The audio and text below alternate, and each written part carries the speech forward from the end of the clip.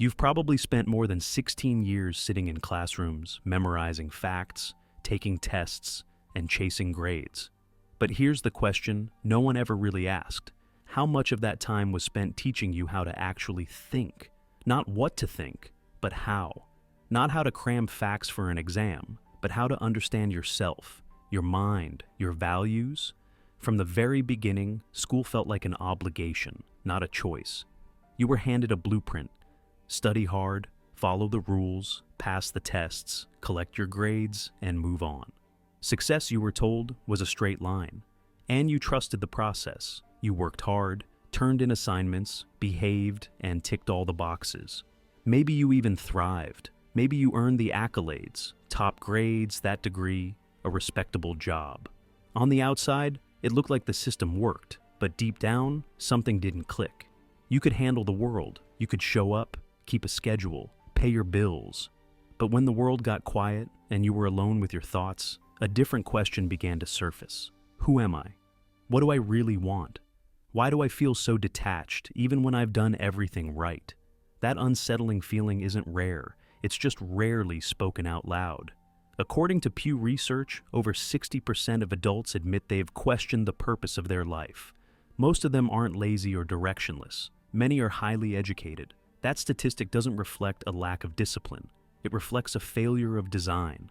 The truth is, school wasn't built to help you know yourself. It wasn't designed to shape free thinkers. It was built to create functional parts of a system. Employees, not philosophers. Compliant workers, not self-aware humans. You were trained to obey, not to understand. To memorize, not to question. You were taught how to function in society, but not how to pause and ask whether the role you were playing even made sense for you. You learned how to chase success as defined by someone else, but never how to define it for yourself. And when you finally reach that successful point, degree in hand, steady paycheck, respect from others, something still feels off. The applause dies down, the to-do list is finished, and now you're just alone. Alone with a quiet voice inside asking, is this really me, or just who I was told to become? Because this isn't just about school. It's about how education shaped your identity, how it conditioned you to seek answers outside of yourself. Grades, praise, titles, while your inner world went unexplored. You were trained to keep moving forward, but never to ask why you're moving or where you're headed. That's the hidden cost of an education that only teaches productivity and performance. You become equipped to play a role, but unequipped to know if that role is even yours. You learn how to meet expectations, but not how to understand your own needs. You become good at ticking boxes, but disconnected from your deeper sense of purpose. And ironically, you're rewarded for this, praised for being a good student. Not because you thought for yourself, but because you didn't question. You followed instructions. You were quiet. You didn't challenge the lesson plan, even when it didn't resonate. But what kind of intelligence does that really develop? Jiddu Krishnamurti once said, real education means awakening the ability to think for yourself. But thinking for yourself is inconvenient for a system built on conformity. Independent minds don't fit neatly into a multiple-choice answer sheet. They don't sit still when something doesn't feel right. So, instead of nurturing curiosity, the system conditions obedience. Instead of encouraging questions, it delivers answers. Prepackaged, polished, and final. Over time, that spark inside you dims. You begin to believe that curiosity is disruptive, that raising your hand too often is annoying, that coloring outside the lines is risky. So you stop asking why. Not because you've lost interest, but because you've learned that questioning comes with consequences. And so you adapt, you memorize, you comply, you do what's expected. You start to view learning not as a joy, but as a job. Reading becomes something you do for grades, not for wonder. Writing becomes a performance, not an expression. You stop thinking to understand and start thinking to impress. The tragedy? You get praised for it. You're told you're smart. Not because you're insightful, but because you're compliant. You become a success story, not because you followed your path, but because you followed theirs. You played the game well. But was it your game? To really understand how we ended up here, you have to zoom out. This system we call education didn't just happen. It was built intentionally. It wasn't built to empower. It was built to produce, specifically to produce workers for a world that needed discipline, predictability, and structure. The roots of modern education go back to the industrial age. Back then, governments and corporations didn't need philosophers. They needed people who could follow orders, repeat tasks, show up on time, and keep machines running. So they created a model that mirrored the factory floor. Think about it. A bell rings to start the day. You sit in rows, you follow a schedule. You're divided into subjects like shifts. You move from one room to another when the bell rings. You get graded on your ability to follow directions. Creativity, that was extra. Originality, optional. Compliance, that was gold. Ivan Illich once said, "School is the new church. Its dogma is conformity." And that's exactly what happened. The classroom stopped being a place of wonder. It became a place of programming, not to grow you, but to shape you into something useful for the system. A quiet, obedient, predictable cog in a much bigger wheel. And it worked, for a while. It created generations of workers who knew how to stay in line, meet deadlines, respect authority. But it didn't prepare people for life. Not the real one. Not the part where you wrestle with heartbreak, identity, purpose, grief, and meaning. Because here's what school really taught you: how to be evaluated, not how to evaluate yourself. How to meet expectations, not how to set your own. How to memorize facts, not how to process feelings. You were told what to value before you even knew what you cared about. And that blueprint stuck. So you grew up thinking success meant fitting in. That questioning was rebellion. That being different was dangerous. And slowly, the real you, the curious, questioning, creative you, got quieter. The inner voice that once asked, "Why?" was replaced with, "What do they want from me?" And now, even in adulthood, that programming lingers. You might have a degree, a career, a title. But when the structure disappears, when no one's grading you anymore, you feel a little lost. That old system taught you how to chase success, but it never asked you if that success was even yours. It's why so many people wake up one day, mid-career, post-promotion, in a quiet room, and ask themselves, "Why do I feel so empty?"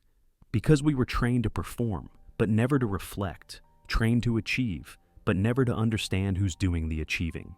When life gets hard, when you lose your job, your relationship falls apart, or something in you just doesn't feel right, there's no test for that. No rubric, no syllabus. Suddenly, all those years of schooling don't help you navigate the messy, emotional, existential parts of being human.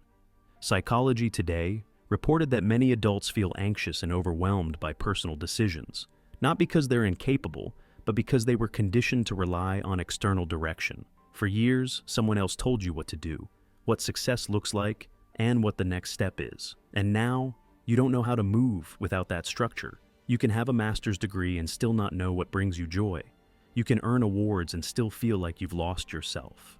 You can be successful and still feel like you're living someone else's life, because the system taught you how to win the game, but never how to ask if the game is worth playing in the first place.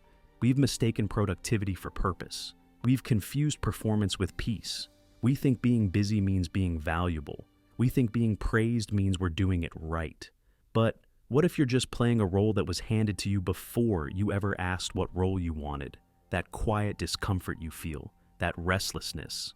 It's not a failure, it's a signal, a sign that your life was shaped by a system that prioritized achievement over awareness, that rewarded right answers but never taught you how to ask the right questions. No one in school ever asked you, "What do you love? What makes you come alive? How do you handle pain or forgiveness or uncertainty?" But those are the questions that matter, that shape who you are, that steady you when life falls apart. Without those answers, you drift.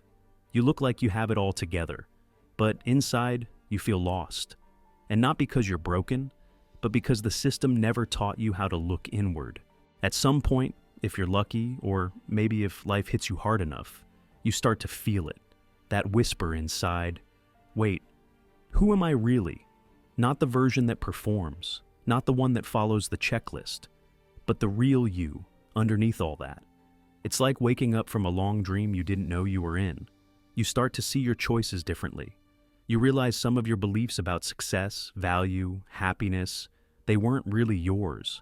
They were passed down, embedded in you by a system that never asked for your permission. They became part of you not through truth, but through repetition.